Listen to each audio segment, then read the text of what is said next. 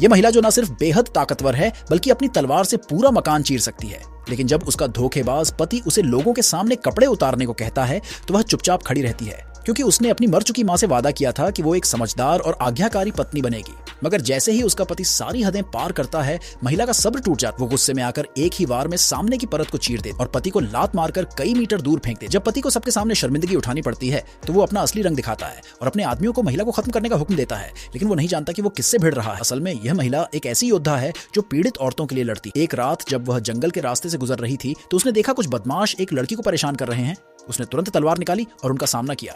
सभी गुंडों को हराने के बाद वह लड़की बताती है कि उसका पति उसे पीटता है, गालियां देता है और जबरन कोठे में बेच आया है, जहां उसे दूसरों का मनोरंजन करना पड़ता है। इससे भी बुरा यह है कि उससे पहले भी उसकी कई पत्नियां इसी तरह मारी जा चुकी हैं। यह सब सुनकर महिला का खून खौल उठता है। अगली ही सुबह वह कोठे में जाकर सब तहस नहस कर देती है और तलवार के एक वार से पूरी इमारत को 2 हिस्सों में बांट देती है। वहां से 3 पीड़ित महिलाओं को अपने घर ले आती है और उन्हें विश्राम करने देती है।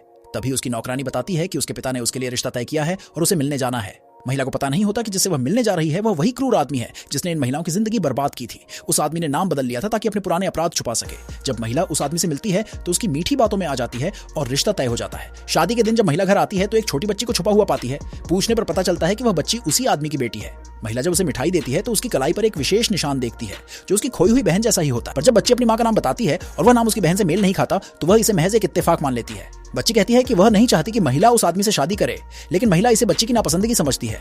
तभी उसका पति आता है और बच्ची को डरा धमकाकर कमरे में भेज देता है। ये देख महिला को शक होता है, लेकिन वह नहीं जानती कि वह आदमी उसी की बहन का कातिल है। शादी के बाद एक दावत होती है जिसमें ससुर उसकी सास को सबके सामने थप्पड़ मारता है और अपमानित करता है। महिला बीच बचाव करती है, लेकिन ससुर कहता है कि यही इस घर की परंपरा है। पति बीच में आकर मामले को शांत करता है।